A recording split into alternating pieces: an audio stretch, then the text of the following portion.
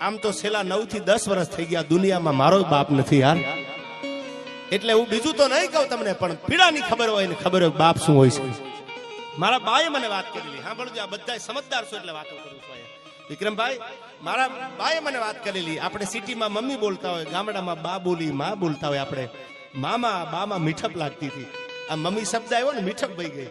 ઓલું તો માં ફળિયામાં થતું હોય, સામે હોકારા દેતી હોય માં. મારા ફાધર મજૂરી કરતા હતા સિમેન્ટ પાઇપના કારખાનામાં. કલાકાર તો હું કાલ બન્યો માતાજીની કૃપાથી. સિમેન્ટ પાઇપના કારખાનામાં મજૂરી કરતા. એ મારા ગામથી 4-5 કિલોમીટર ગામ હતું. સાયકલ લઈને જવાનું અને સાયકલ લઈને રાતે 9, સાડા 9, 10 વાગે સિમેન્ટ પાઇપના કારખાનામાં કામ કરી અને ઘરે આવ્યા. અને જમવાનું તૈયાર કરવાનું હતું. એમાં ચાની તપેલી હતી કે પાણીની તપેલી કે દૂધની તપેલી. એ દૂધની તપેલી જે હતી ગરમ દૂધની, એમાં મારી 1 વર્ષની ઉંમર. મારા બાએ કરેલી વાત, તમે ઘરના છો, એક શ્રદ્ધાંજલિ દેવા વિનુભાઈને મળ્યો છું ત્યારે મારા પોતાના ઘરની વાત કરું છું. બાપની પીડા કેવી હોય છે સાંભળજો. એ સાયકલ નીચે મૂકી, બાઇક હોય તો સમજે થાક ન લાગે. પેડલ મારી મારીને 5-7 કિલોમીટર થી તમે આવ્યા હોય, થાક લાગ્યો હોય, અને બરોબર સાયકલ દિવાલ ની એમ ટેકે મૂકી, ત્યાં મારો હાથ છે, હું વરતીનો હતો, મારા બા મને યાદ નથી આ વાત, પણ મારી કે તમારી જનેતા વાત કરે તો મને તમને યાદ હોય. એ દૂધની ગરમ તપેલીમાં મારો હાથ પડ્યો એટલે આ બધી ચામડી વહી ગઈ ઉપરથી. હજી જમવાનું તૈયાર થતું હતું, એને આમ ઠેબુ મારી અને મને સાયકલમાં બેહારીને મારો બાપ દવાખાને લઈ ગયો. મારો દીકરો છે યાર.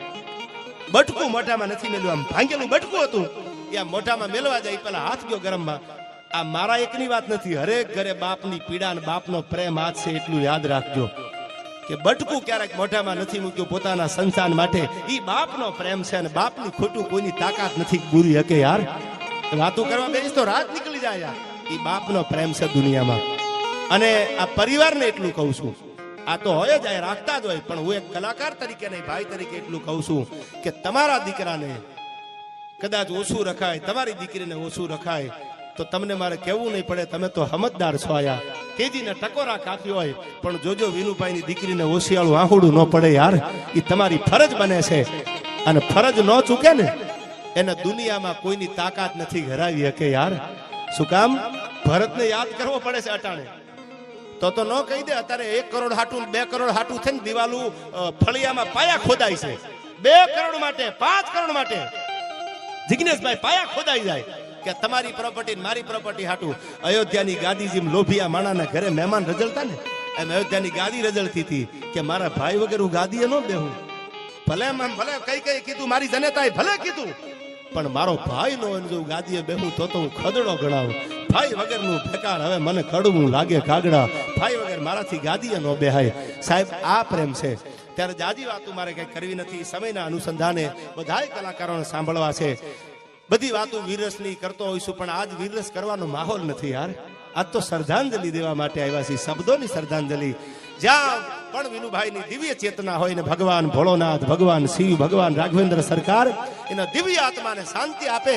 અને હું એટલી પ્રાર્થના કરું જગદંબાને કે જે દીકરી એમની લાડકોટથી મોટી થઈ છે એને એવો પરિવાર મળે સાહેબ. બાપની ખોટ તો ભૂરાય નહીં કોઈ દી, પણ એવો સુખી પરિવાર મળે. અને જગદંબાના ખમકારા એની ઉપર કાયમ 9 લાખ લોબડિયાળીના વરહ તારે.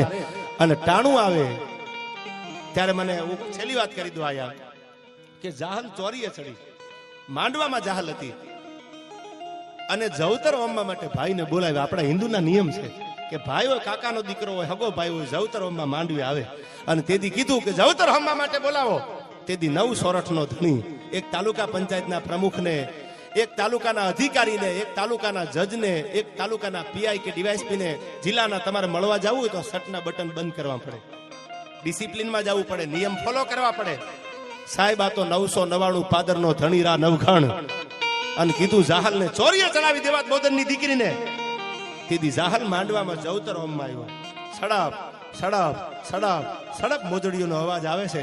બે બાજુ આમ પોતાના માણસો રાજના હતા, અને માંડવામાં પગ દીધો.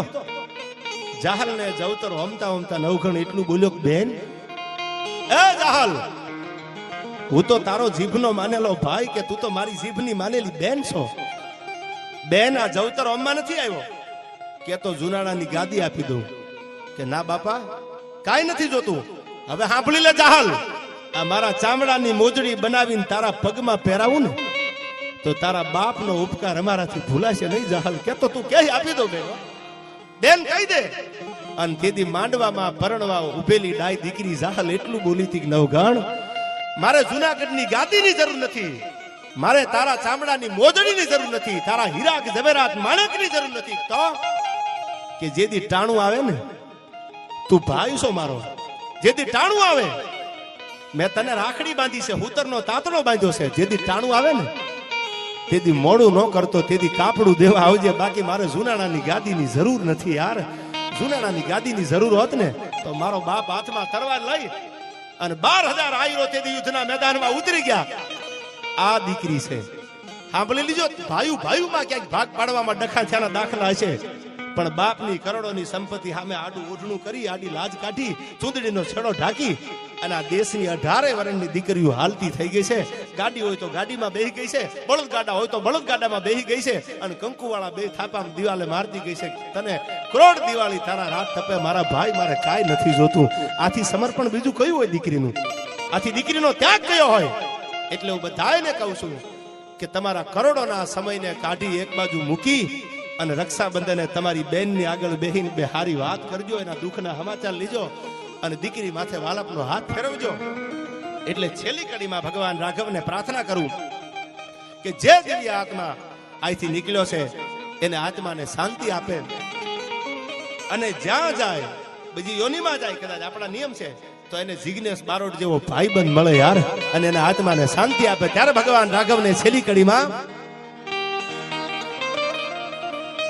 ક્યારે ગોકુળ ભૂષણ રામનું ગાદી તણું મૂરત હશે,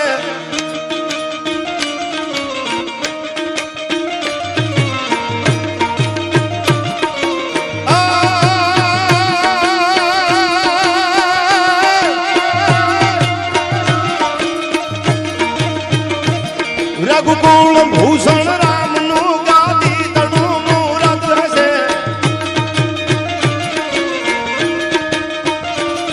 આજ્ઞા પિતાની પાળવાઈ વિકટ વનમાં જઈ વસે. આ કલી એટલા માટે ગાઉં છું, કાંઈ વાત બાપની જ આવે છે. સવારમાં મુહૂર્ત હતું, ચાંદલો તાણી અને અયોધ્યાની ગાદી ઉપર બેહારવાના છે. તા બાપનો હુકમ છો, આ વાત બાપની જ આવે છે. મારો બાપ છે યાર. શું કીધું?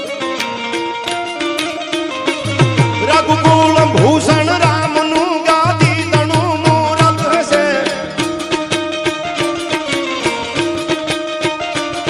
આજ્ઞા પિતાની પાળવાઈ વિકટ વનમાં જઈ વસે.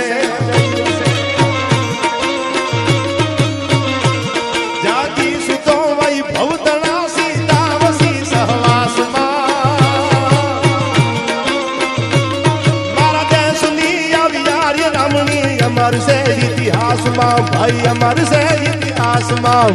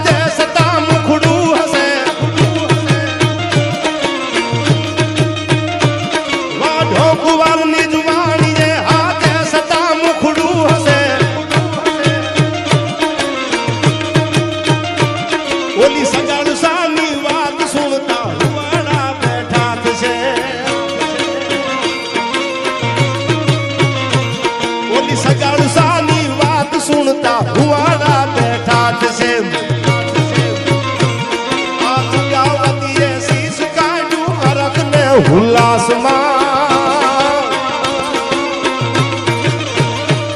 મારા દેશની આવી આર્ય રામણી અમર છે ઇતિહાસમાં, ભાઈ અમર છે ઇતિહાસમાં.